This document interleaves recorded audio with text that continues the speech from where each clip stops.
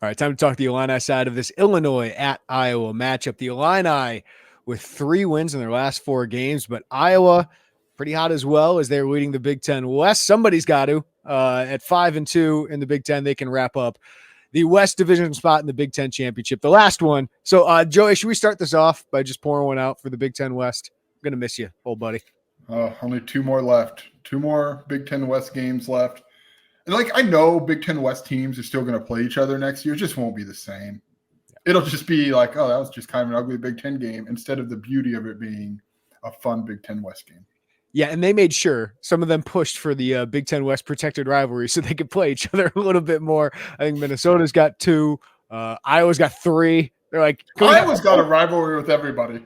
They could have. I'm surprised they didn't go in there like, all right, yeah, we don't care for them. Let's just put this on here. We'd like to protect 6 rivalry games if we could. Yeah, Illinois, Purdue, and Northwestern are like, please keep us together. We want to stay together with this. But I'm going to miss it. I know it's not great football, but it's its own brand. Gives you something to play for. It's kind of the JV tournament of the Big Ten. Certainly has been with the Big Ten West not winning one.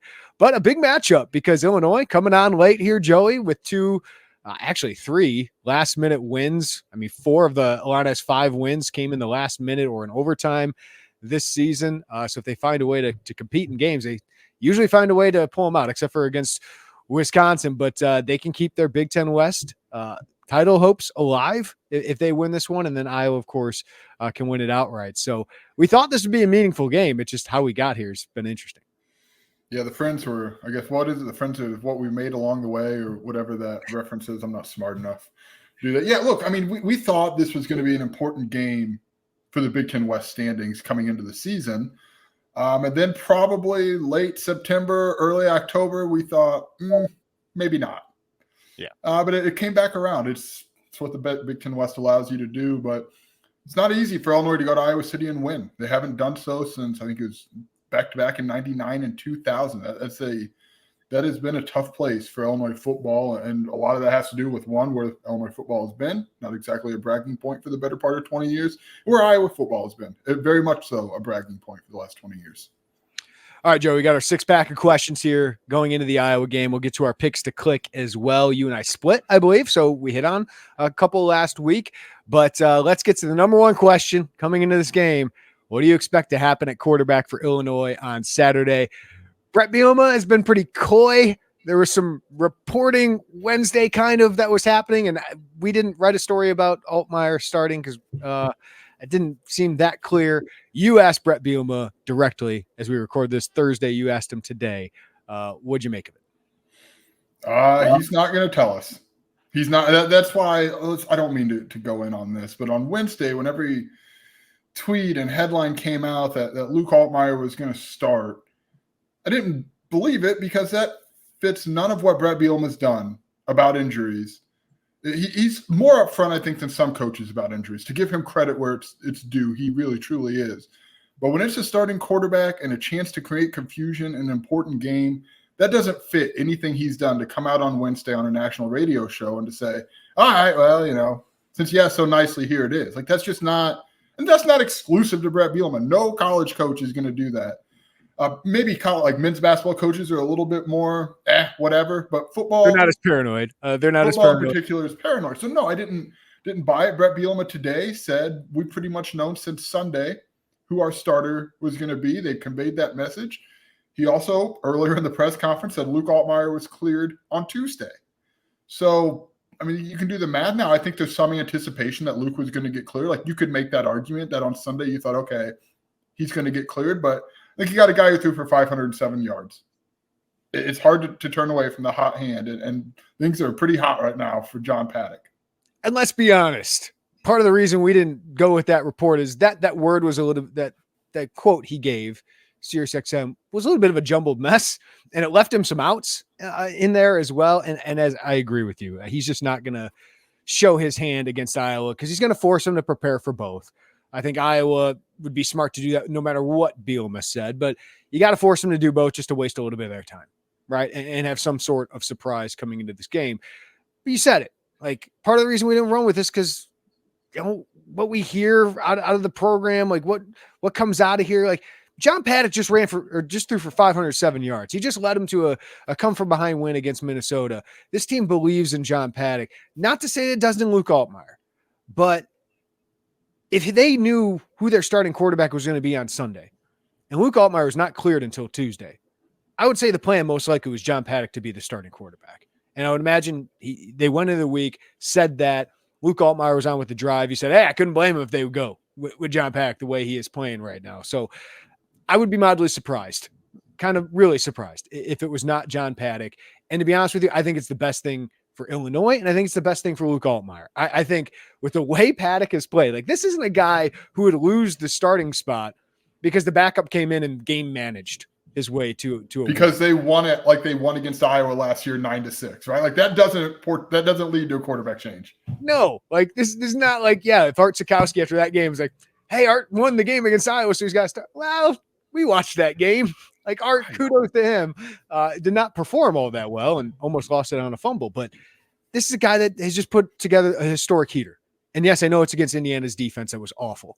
There's a lot of open throws that John Paddock, if he starts, is not going to have against Iowa, even without Cooper DeJean. But this team saw it. The coaches saw it. You got to ride this. And you got to have Luke Altmaier ready. And that's the most important thing is John Paddock's now going against one of the best defenses in the country. I do not expect him to throw for 400 yards. I did not expect him to throw for 300 last week, and look what he did. But there could be a coming down to earth moment, and Luke Altmaier has to be ready because he's got the arm, he's got the talent, he's shown he can win games like this. So that's what I think is going to happen. I think John Paddock most likely is going to start this game, and Luke Altmaier is going to be told, be ready because we might need you at some point. Yeah, I think it's a lot easier. And as you were talking, I was trying to figure out the best way to explain myself. And I still don't know that I landed on it, so bail me out here, as I will certainly need bailed out. I think it's a lot easier to start with John Paddock, start with the hot hand, and if the first half is rough and you're just not you feel like the magic wore off, you go to Luke Altmaier and say, hey, all right, it's not probably the ideal circumstance to come in at a half against this defense, but let's see what you got. Whereas the other way around, I think it's more clunky to go from Paddock to Altmaier to Paddock. It's very disjointed that way. And doing it that way, especially when you think Paddock could give you the best chance to win, it's not fair to Luke Altmaier. I don't know if it's setting him up for success when you're coming off, which he confirmed, a concussion. You're coming off John Paddock playing as well, and all the outside voices wanting John Paddock mostly to start. So he's got that going on in his mind, no matter how much mentally tough Luke Altmaier is. If he makes a mistake early on, he's like, oh gosh, I might lose my job again. And then I just think against that Iowa defense, like that's the game you're going to throw him back out there with. I just don't think it's all that fair to him. So Luke Altmaier's going to be the guy for the long term. He is shown enough that they are going to build an offense around him, and I think the offense is going to be the real strength of this team going into next year, especially if they can keep Isaiah Williams. So I think Luke Altmaier has done everything you've wanted to get through those growing pains, to show some toughness, to be able to run the ball like he is, to the downfield throws. There's certain things he's got to work on, but you got to ride John Paddock right now, and I expect him to do that. Yeah, and look, I would have to guess that Luke Altmaier probably understands. He said as much with the drive. Now, no one's going to pretend like not starting a game is something you're going to backflip and cartwheel about. I would have to assume, as a competitor, Luke Altmaier wants to go out there and start. Otherwise, that's probably not a quality you're looking for in a quarterback. But I think you have to understand where you're at. And right now, you're a 5-win team. There's still I'm going to call it a distant chance at the West. But there's still a chance to go win the West. There's still a chance to get bowl eligibility going into that final game. Like, there's variables at play here. And again, the biggest thing is John Paddock didn't just get you by. Yeah, and John Paddock probably gives you the best chance to win against this opponent, in my opinion, because Luke Altmaier holds onto the ball a little too long. Luke Altmaier can get a little loosey-goosey with the ball at times. I'm just talking about ball security in the pocket, right? Not just throwing interceptions. And this defense can be really confusing. John Paddock's ability to diagnose the defense pre-snap, to make decisions, to get it out quickly, I think goes well against this team. Now, he's not going to have the wide open receivers he had against Indiana. That's not happening against Iowa, again, even without Cooper DeJean. So it's going to be a much bigger task for him, but I feel like John Paddock gives you the best chance against this team at this time. Yeah, I think that is very fair. And that doesn't mean that John Paddock gave you the best chance a month ago. Mm-hmm. I mean, it's kind of these things are looked at in segments, right? I mean, 12 segments is how you look at this. And right now, he probably does give you the best chance. All right, let's move on to number 2. Kaden Feagin sounds very doubtful for this game. Joey, what does this mean for the Illini offense? Remember a week ago, we're like, all right, John Paddock can get by with Kaden Feagin and Reggie Love. Losing him, we talked so much over the course of the last month about his ability to fall forward, to move the chains, to stay ahead of the chains. I think is probably a better way to put it. You're going to miss that if he can't go. He hasn't practiced this week. I would typically say by Thursday, if you're not practicing, that doesn't necessarily spell the best chance to go out there on Saturday. It's not the end-all be-all, but certainly this is probably enough evidence. If we were to go back and look at everything Brett Bielema said on Thursday, you could probably figure out that he's very doubtful for this. But Reggie Love is coming off of the best game he's had. He had a pretty good game against Northwestern last year in that finale. But one of the top 2-3 best games, probably 2 best games he's had at Illinois. He ran I thought the best. I thought it was best. Yeah, he ran confidently. He cut. He did all those things that's like, oh, this guy was out with an ankle injury? It didn't show. Right? That wasn't clear. So you need him. You need him to be, one, productive, obviously, against the Iowa defense that doesn't allow for much production to the running game. And you need him to just be able to go take handoffs, because your backups are Nick Fidanzo, and as we covered last week, Ben Kloss and Christian Boback. Or Christian? Matthew? Yeah, Matthew. Christian Boback, Matthew's brother, previously played at Illinois. But you got to kind of get out of him what you got out of Kaden Feagin against Minnesota, and just that constant. And you probably got to get creative too, right, with Isaiah Williams. Yeah. What I think this means is the offensive line has to play extremely well. And that's really difficult against this Iowa defensive front. Not only the defensive linemen, I don't know, like Joe Evans is a really good player. Logan Lee's a very good player. It's more just a blue-collar, scrappy group, strong group, stout group, but the linebackers are great. So those guys do a really good job of leaving things open for Jay Higgins and Nick Jackson, who are next-level linebackers, in my opinion. So that means the offensive line has to block well, because Reggie Love, I think he's better vision. I think he's better quickness and obviously burst through the hole than Kaden Feagin. But Kaden Feagin has a way of outrunning or out physicaling, if that's a word, bad blocking or bad run blocking. Reggie Love can't do that as much. Last week, the Illini offensive line I thought was as good as they have been all season run blocking, because Reggie Love, only 70 of his 140 yards came after contact. So he was barely touched. Like on that touchdown run, wasn't touched.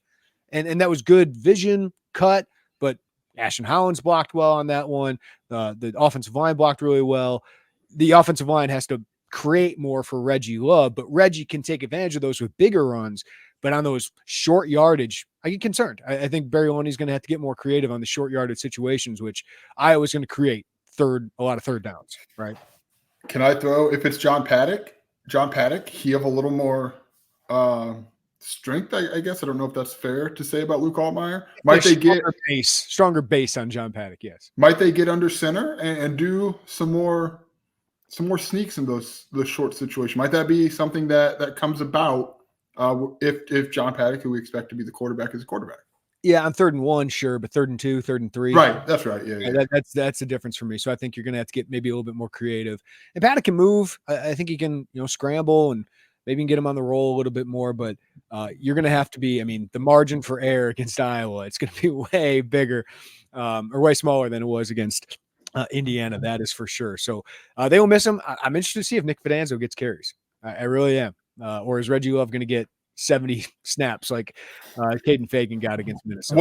What's more likely to you, Nick Fidanzo getting 2 or 3 carries, or Isaiah Williams getting 2 or 3 carries?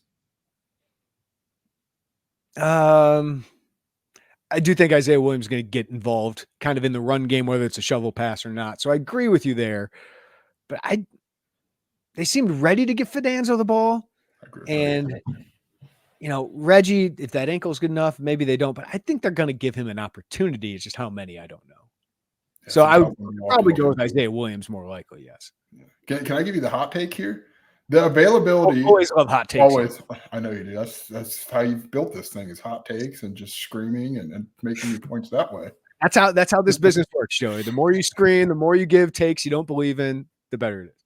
That's what I hear. The availability, the status of Kaden Feagin and Pat Bryant, who is expected to play, Brett Bielema said, is a bigger storyline this week than who plays quarterback for Illinois. Bryant and Feagin, you talking about? Yeah. That's not a bad take. Because I think both these quarterbacks are capable. That's right. Can you believe I'm saying that on November 16th? But if Pat Bryant's out, yeah, that's a big loss. Like if Pat Bryant were out. Now, Brett Bielema said today expects him to go. But, 2 weeks ago, he said the same thing about Reggie Love. So there's still a little bit of a question mark there. Kaden Feagin, I do not expect to go. Right. So I can get behind that kind of being even, because I do think obviously it matters who plays quarterback and the decisions, and they touch the ball on every play. But I do think Pat Bryant, whether he's on that travel roster, whether he plays, is a monster story. Yes, because he's been so good. He was great last week. We saw signs of it, right? Like I said in last week's podcast, I went back and we talked about how he was getting yak. Like those yards after catch, after the slant routes has been huge. They've needed that quick hit action that they can just get an easy pass. And John Paddock has done that really well the last couple of weeks. Luke Altmaier did too. So getting that RPO game involved a little bit, and Pat Bryant's just a huge part of it because he does get some separation. He's got the physicality, and he's got the hands to do it. This week, he's probably got to win some more 50-50 balls, but going up against the zone, it's about finding that space in the zone, and Illinois did it really well against Indiana, and Bryant being a big part of that. Yeah, it's again, Brett Bielema anticipates he'll go. I feel like he did leave a little bit of a window. So we'll see. We'll see what happens. His availability. I think we have to give Ashton Hollins his credit. We talked about him after the game. I thought he was impressive in the snaps that he made, the catches that he made, especially given where he's at developmentally. You and I have long been on you definitely longer than I have. Hey, this guy is super interesting train for Pat. For Ashton Hollins. Yeah, just the combination of he's 6'5", like he's a legit 6'5", and we talked to him this week. He is exceptionally long, like just freakishly long. Yeah, so you see what Donovan McCulley's doing now. McCulley's 200 pounds. Ashton's like 190 now, I think he said. But he's one of the fastest wide receivers they got. Like he's a long strider, but you get him in space. That's why I thought this year we mentioned in the preview, like, can he be Deuce Spann? Can he have this small amount of plays where you see him kind of get involved? And he had that one long wheel route early in the season. But he was that block he put on Aaron Casey on Reggie Love's touchdown run was legit. Like going back and watching film, that was one of the plays that really stuck out that I didn't see live. So kudos for him for being able to do that. They've expanded the playbook for him, and he's responded. All that being said, they're the three top receivers for a reason, right? Pat Bryant's a huge part of this offense, and his availability is important. He's number 5 right now in the Big Ten in receiving yards. Quietly, very quietly, yes. 131-yard game in, 2.5 quarters will do that for you. This holiday season, you might be looking for nutritious, convenient meals to keep you energized on jam-packed days. Factor, America's #1 ready-to-eat meal delivery service, can help you fuel up fast for breakfast, lunch, and dinner with chef-prepared, dietitian-approved, ready-to-eat meals delivered straight to your door. You'll save time, eat well, and stay on track with a healthy lifestyle while tackling your holiday to-dos. Too busy with holiday plans to cook, but want to make sure you're eating well? With Factor, skip the extra trip to the grocery store and the chopping, prepping, and cleaning up too, while still getting the flavor and nutritional quality you need. Factor's fresh, never frozen meals are ready in just 2 minutes, so all you have to do is heat and enjoy. This holiday season, get Factor and enjoy eating well without the hassle. Simply choose your meals and enjoy fresh, flavor-packed meals delivered right to your door. Ready in just 2 minutes, no prep, no mess. So head to factormeals.com/Illini50 and use code Illini50 to get 50% off. That's code Illini50 at factormeals.com/Illini50 to get 50% off. Number 3, how does Illinois address its issues in the secondary, Joey? Because, boy, there are plenty of them. Man, that's the big question I know that we've heard all week is, do they go man? Do they go zone? That's been a question all year. I still think they're a more comfortable team in man coverage. You go man against this Iowa team, let me tell you. Yes. Yeah. I mean, I don't feel so lame. Like, is there a big sweeping do X, Y, or Z? Just play better. Play better football. Communicate better. If you're Aaron Henry, make sure your calls are getting in clearly and in a way that, like, your playbook, your calls are fitting who you have out there. And maybe that's younger. I'll get into that in our pick to click, but maybe that's a younger player. But you just be better. Play better football. Like, I know you see Matt Krasevich make one good play, and you're like, okay, play him. And boy, that interception was everything I've wanted out of the free safety this year that Illinois has not gotten. Now I will say my pick to click. No, I'm not taking him. But the rest of it, Rossetich, I mean, Miles Scott went back in the game for a reason, right? And Miles Scott had a bad game. That was probably his worst game of the year, both in coverage busts and run and tackling. Missed a couple tackles. So he really struggled. Nicario Harper struggled the week before against Minnesota. Clayton Bush is the best safety on this team right now. Corner, Taz Nicholson, terrible game. Terrible game. But, the stuff with Taz, like, it didn't bother me that Donovan McCulley just physically beat him. Like, those aren't the problems. It's the penalties. It's the pass interference calls. It's the, obviously, spit, whether he did or not. Like, those things can't happen. Like, Xavier Scott battled against McCulley. Like, and McCulley won. And Sorsby, look out for Sorsby right now. Like, he's playing extremely well, made some great throws. Those don't bother me when you just get beat by a 6'5" receiver and a quarterback making throws. It's the coverage bust the last 2 weeks that we hadn't seen a lot throughout the season, despite a lack of playmaking. The coverage busts are really concerning for a group that now has a bunch of experience. We've seen Zach Toby. I don't know. I think Miles Scott's going to start again this game. I don't see Rossetich starting quite yet, but I do think there should be a short leash for these guys. We see Solo Turner come in last week. I don't know if it was great, but we saw him come a little bit in that dime package. So I'll give this. Aaron Henry's switching things up defensively, switching things up schematically, personnel-wise. Against Iowa, you get a little bit of break, but Caleb Brown's a talented player, former top 100 prospect. He's quick. You got to be disciplined because they keep running the ball, and then they'll go play action, and maybe they get you. Their tight ends, despite having 2 injuries to the top tight ends, still can be playmakers. So you just need reliability. Clayton Bush, Xavier Scott feel like the guys that are giving me reliability right now. Need to find the other guys that will do that. Yeah, I agree. And again, we mentioned this after the Indiana game. Maybe it helps that you're going against an Iowa team that just doesn't throw the ball very well. Like maybe that helps, or maybe you look really, really silly come Saturday night when an Iowa team that doesn't throw the ball very well throws it around on you. And you can't have that. That is the last thing. The very, very if Iowa comes in and runs all over Illinois and they move people and then that's how they win this, you got to kind of tip your hat and say, what needs to be cleaned up. But that's what Iowa does. If Iowa comes in and goes, throws it for 250, 300 yards on you, that is like very, very concerning because that would put you at some pretty real risk to not find that 6th win because I don't know that Northwestern would have any less success if your secondary is in that kind of disarray. All right, this is bummer of news. Number 4, what is the impact of Iowa star cornerback Cooper DeJean not playing in this game? I say bummer of news just for football in general because Cooper's an amazing player, great story.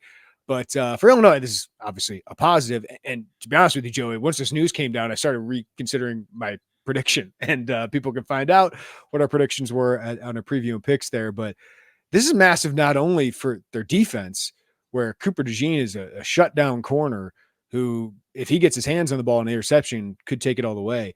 This is huge for their offense because he's one of their best playmakers as a punt returner. They've gotten him involved with the offense. No big plays there yet, but he is one of their top playmakers. And now you take him off the field. I know they have some good DBs there, but you take him off the field, Isaiah Williams gets open a little bit more. Pat Bryant, if he's healthy, gets open a little bit more. And then at the punt returner, I'm not as concerned that guy's going to house it every time. So I think this could have a huge impact on the game. This guy's a potential 1st-round draft pick. Yeah, look, from a football standpoint, that sucks. That's you want to see this kid play football because he's electric. I know Illinois fans are going to roll their eyes here and that, but he is such an electric player. Listen, we can appreciate good football players. Yeah, you should appreciate good football players.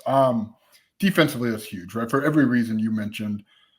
Isaiah Williams is kind of on one right now, and John Paddock's a big reason for that too.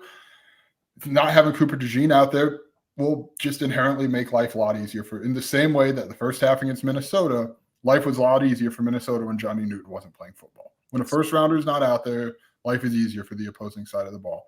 Punt return is huge to me. It's huge to me because Illinois special teams, they rank 7th per PFF in terms of their grade, but they have been very inconsistent. Robbie Disher told me that their consistency has been a problem.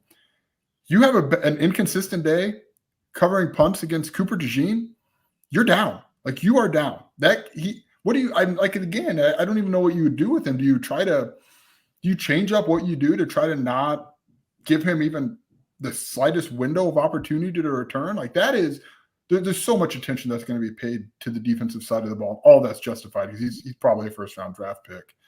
Special teams is a huge storyline because when Illinois is good, it's good. And when it's bad, Cooper DeJean scores 7 points and puts him in position to 7 or 3 more. Yeah, he's a phenomenal player. You made the great comp there with Johnny Newton. Like Johnny Newton's out for a game. Now he's in the middle of the defense, so it's harder to ignore him. You can just not throw at Cooper DeJean, but against a team that throws the ball well, like Illinois is a really good passing offense right now, whether it's John Paddock or Luke Altmaier, right? Like I wrote this and Iowa fans thought it was a low bar, but it's true. Illinois probably has the best quarterback situation right now in the Big Ten West. Low bar, I know, but also maybe the best wide receiver crew in the Big Ten West. It's certainly the best passing offense in the Big Ten West right now. Purdue's got moments, but they're inconsistent. I just think it has a huge impact on the game. And Iowa's special teams is such a big advantage, but now that changes just a little bit. You've heard us talk about home field apparel since the start of the season. There are a lot of collegiate apparel brands out there, but we wanted to partner with Home Field because their designs are the best out there. Some of Illini Inquirer's favorites are the basketball ringer tee, the rose tee, and the 1980s long sleeve with the script Illini. It's great. Be sure to check out homefieldapparel.com, filter by Illinois, and see what we're talking about. And our listeners get an exclusive deal using code Illini23. Using that code Illini23 gets you 15% off your first order. We all know you're wearing Illini gear, so if you're in need of a refresh, we really think that you should check out Home Field Apparel, which has the best designs, and these shirts, guys, are really comfortable. Their designs are super unique, and a lot of thought goes into each concept. There's really nothing else on the market like what Home Field is doing. You can find them at homefieldapparel.com and use code Illini23 for 15% off your first order at homefieldapparel.com. All right, let's move on. Number 5, what gives you most confidence against Iowa, Joey, for Illinois? The backup walk-on quarterback who's on a heater of his life right now? I don't know what I've said offensive line every week, so I'm not going to go back to that well. You can't ignore the heater that he's on, that John Paddock's on. It's you and I were talking about it. You've covered Illinois much longer than I have, Jeremy. You don't see this. This isn't one of those once every 4 or 5 years somebody comes in and gets crazy hot and does this. Like this is pretty freaking remarkable what he's able to do. Will that carry over? No, I didn't think it would against Indiana, to be honest with you. I thought that had a lot of crash landing potential where he comes out and that beautiful 3-pass moment that he had in Minneapolis gets washed away by a tough game against the Hoosiers, and that didn't happen. So I guess I don't know, the best way to put it, too long didn't read. We're at the point that until he doesn't perform, like he should give you confidence because he's playing out of his mind. Yeah. I guess it's that, Iowa's offense exploded last week against a good Rutgers defense for 22 points, right? Like that is an outlier right now. Deacon Hill passed for 200 yards. I think it's the first time this year, or one of the first times they passed for 200 yards. That offense is just not explosive. Now, Illinois has to tackle better than they have here recently, but Iowa this year has 14 plays of 30-plus yards. Illinois has 21. Illinois has 48 plays of 20-plus yards. Iowa has 28. So just a big play potential. Like this, Illinois can get chunks. They can get in field goal range. They can put points on the board against most teams here recently, the way they've played. Iowa's defense, of course, is a lot different, but it's just that Iowa's probably not going to run away from Illinois. Now, if they get an early lead, Joey, they can just milk this thing away, run the ball, try to force you into another mistake and bury you. That's kind of what they did with Rutgers. But this game is never probably going to be 2 possessions down, right? Like you're always going to be in striking distance. And one thing we've seen from Illinois is they're going to keep games close, and usually they close well. Like usually if they give themselves a chance to win, they have an ability to close, except against Wisconsin, where their defense just absolutely imploded. I just think Iowa's offense, no matter what, you're probably going to stay in the game some way. And Illinois has shown here that they got resilience and they can find a way to win those games. Yeah, I'm with you. Go to the next one because that's going to transition perfectly. All right. What concerns you most about Iowa? If your secondary falls down. That's my concern. If Iowa can go in there and throw the ball around and move the ball through the air, and now you have to worry about 2 parts of an offense that, let's just be honest, most teams don't have to really, really put a lot of worry into, it's a problem because then Iowa's going to be able to run. And if you can't stack the box, if you've got to get creative in different ways, like that does not bode well for Illinois. Like that secondary's got to play better. It has to. It has to play better than it did last week against an Indiana offense that's playing better. But come on, like this isn't the best offense in the Big Ten. It's not the top 5 best offenses in the Big Ten. Like that was a concerning performance that needs to be remedied very quickly. Yeah, it's discipline for me. Iowa's an incredibly disciplined program. They average 26 penalty yards per game. Illinois averages 68, right? They average 7 penalties a game. Iowa's 3 or 4, somewhere around there. You can't give this offense more opportunities to possess the ball, to hold on to the ball, or to get them into their own field goal territory or give them a red zone opportunity. You can't give that. You can't let yourself beat yourself. Like you can't beat yourself because Iowa's hard enough to beat. And the other thing with Iowa is, can Illinois run the ball? If Kaden Feagin can't go, can they run the ball against this Iowa team? That's a big concern for me. And if you get in a 3rd and long, I worry for this offensive line because while they have played better, it's because Illinois has been able to run the ball, set up some 3rd and short. So this Iowa team, disciplined, stout, might be boring, but they know how to get in the mud and win these games. Last year, Illinois knew how to do that. They're not as good at that this year of winning ugly, grittying it up. But they do have enough of an explosive offense that they can give themselves a chance. But you can't let Iowa dictate this game. And I think it's going to be important for Illinois to get an early lead so they can gain some confidence and force Iowa maybe to do some things they don't want to do.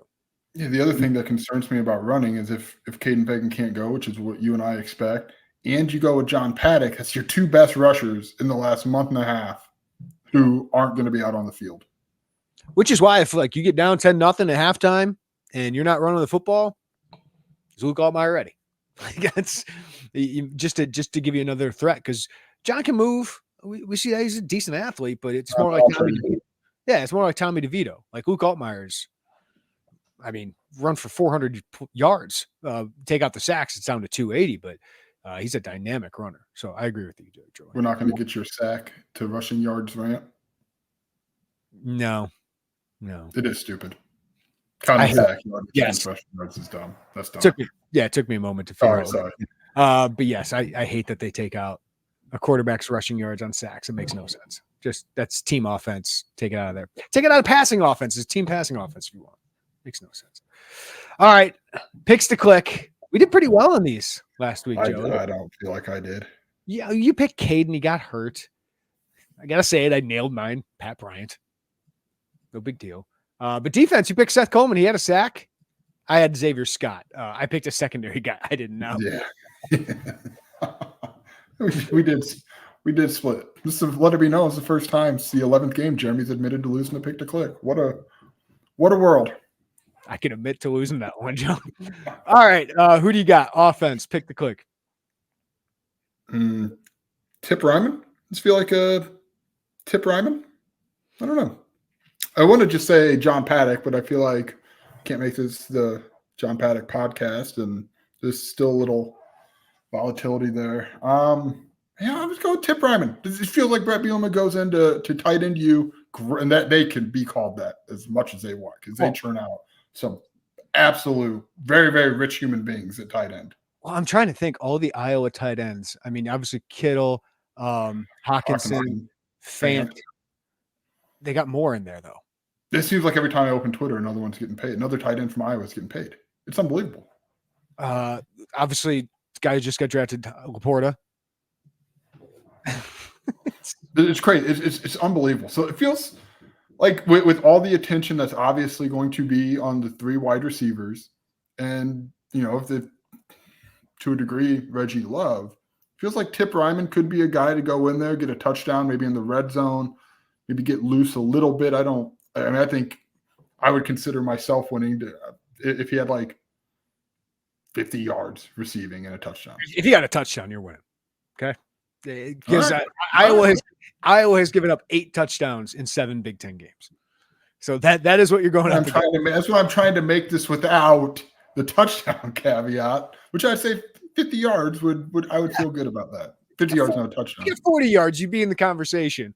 We're not picking Isaiah Williams. We cannot allow that. I will not go back-to-back with Pat Bryant, given that we're a little bit in doubt. I think they're really going to struggle to run the ball. I'm riding the hot hand, Joey. I'm going to make John Paddock. Mr. 507. So I'm not only calling that he starts, I'm calling that he has a big game, or at least in relative terms of Iowa. So if he leads them to a win and he plays well, I would think I would win this one. So I feel bad taking John Paddock, but how can I not right now? It's a great call. It's such a good call. It's unlike anything I've ever seen. Unlike anything I have ever, like Riley O'Toole, the what he gave that team and late in that season to lead them back to a bowl game. Kirby Joseph, that coming out of nowhere was amazing. Whitney Merciless's entire season in 2011, but the backup walk-on, I know it's kind of a caveat, walk-on quarterback with him, but for him to do what he's done the last two, I've never seen anything like it. It's amazing.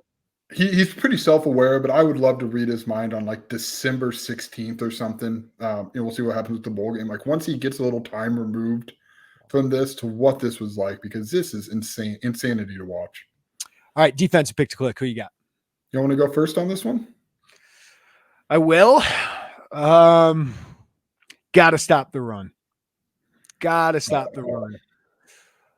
So do I go? This is the non-Johnny Newton category, just to remind you. Correct. I can go for like a Denzel Jackson nose guard. One tackle that has a great game. No, I got to go linebacker or Clayton Bush, who has played extremely well. His third down stops have been massive. He's going to be in the box a lot. But I'm going to go with Dylan Rosiak. I'm going to go back to him. I knew I wanted to go first. Do you want him? No, I'll give him through. Dylan Rosiak, I'll go with. I thought he ended the game extremely well against Indiana, made some big plays, and they're going to need him to tackle extremely well, make some plays at or behind the line of scrimmage, maybe force a fumble, maybe do that Jake Hansen thing and turn this game. So Dylan Rosiak. I did want to take Dylan Rosiak. This is only after I wanted to take Mac Resetich, and then that's more story than probably reality at this moment. It wouldn't surprise me to see him get a decent amount of snaps if Miles Scott comes in and struggles. But it's got to be, you're right. The options you named, a linebacker, Clayton Bush. Clayton Bush has, while John Paddock emerged and played at a different level, Clayton Bush has been a really important reemergence for this Illinois defense. You mentioned the third down stops. Nicario Harper he kind of had that stretch where you're like, oh, all right. And then it was the lack of communication, the breakdowns, all those things. Clayton Bush has been a little bit of a stabilizer back there. I'm going to go with him. He probably got to get a tackle and a half for a loss. You got to go in there and make sure, if you're on the tight ends, make sure they don't get loose, because they can be a problem. We've seen it. We just talked about it forever. The Iowa tight ends. They've got 100 more.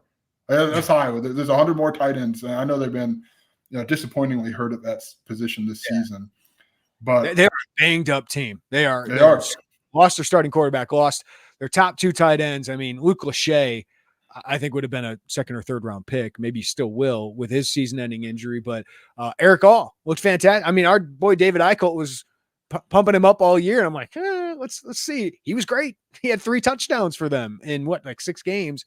And then he goes down with a season-ending injury. And then their offensive line has been banged up. And now Cooper DeJean is out. So it's really amazing that it says something about McNamara.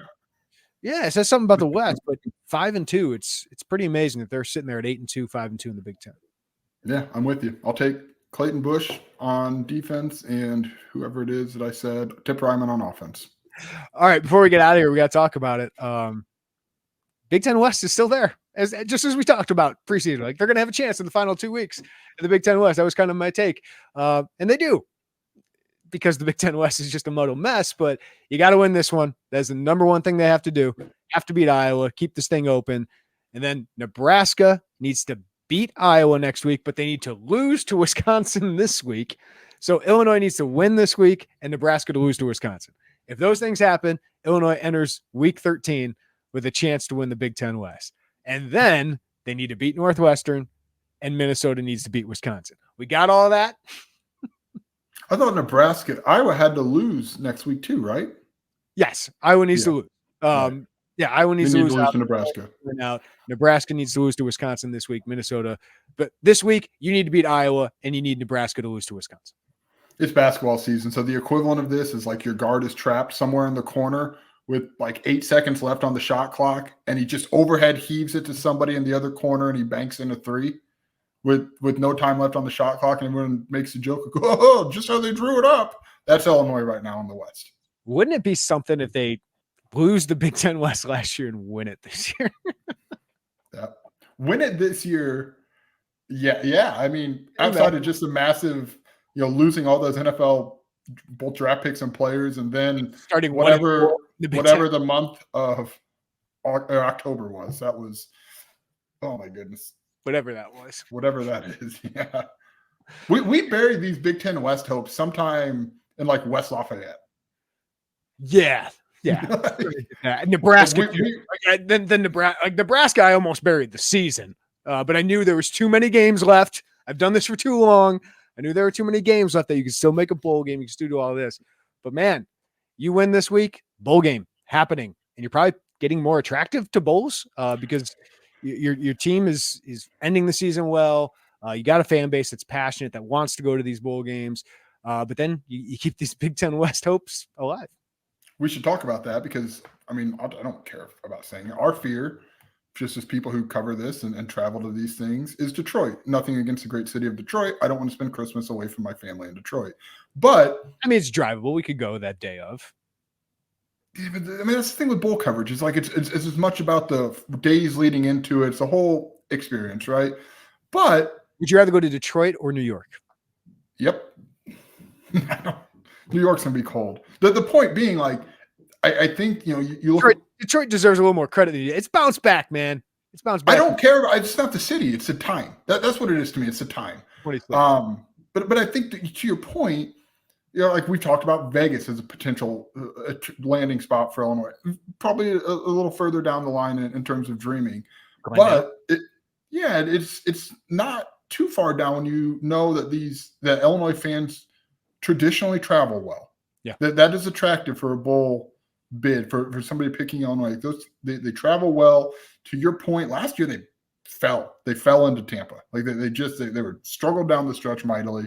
This year they've got a little something. So Detroit's very much on the table, and again, no slight to Detroit. Don't want to spend Christmas with Jeremy Werner. You're talking about the difference in these, like some of these Big Ten teams you're competing with bowl slots. It's like, would they rather have Illinois or, no offense, Rutgers, Maryland, Northwestern? I think Purdue would travel well, but they aren't going to make it, obviously. But yeah, like Illinois is more attractive, I think, to a lot of those bowl games. So, especially for Vegas, you're Arizona, you got big alumni base that lives out west with Illinois in Vegas and Arizona. I think Illinois could be more attractive than some of those East Coast teams. We're probably too far ahead of this because they still have to be either the Big Ten West leading Iowa or out of nowhere resurgent Northwestern. Big Ten Coach of the Year, David Braun. No one saw that coming. And they're playing good offense. Do you remember earlier in the year who was like UTEP? They were a dog at home, and it's like, oh my God, this is what this is going to be. Credit. I mean, they turned it, man, and it has been impressive to see. All right, here we go. Big weekend of Illini sports. Got Illinois basketball against Valparaiso on Friday night. Then Joey Wagner and I make our way to Iowa for 2:30 kickoff on FS1 against Iowa at 2:30. And then we got Illinois basketball against Southern. We'll leave Derek Piper to that one. But Joey, looking forward to the trip. I'll see you on Friday night at Valpo against Valpo. All right, man. This episode of the Illini Inquirer Podcast is presented by Underdog Sports. We see a lot of you are downloading Underdog Sports, using the promo code, and having fun, which we love to see. If you haven't already checked out Underdog Sports, be sure to do so. It's super easy to use. You go on the app, go pick whether favorite players will have a higher or lower stat total than what is listed. For example, Travis Kelce, he's very popular these days. If his number is set at 50 receiving yards and you know Taylor Swift is in the house, you may feel confident he's going to go way higher than the number. Do that with 2 to 5 different players and you're in business. If you go 5 for 5, you can 20x your money. So sign up today with promo code Illini and get your first deposit doubled up to $100.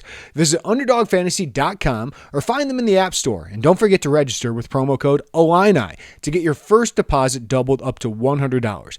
There are a lot of fantasy companies out there, but we decided to partner with Underdog because it's the easiest place to play fantasy sports. It's also the fastest growing fantasy app in the industry. You must be 18 or older and present in a state where Underdog Fantasy operates. Terms apply. Concerned with your play? Call 1-800-522-4700 or visit www.ncpgambling.org.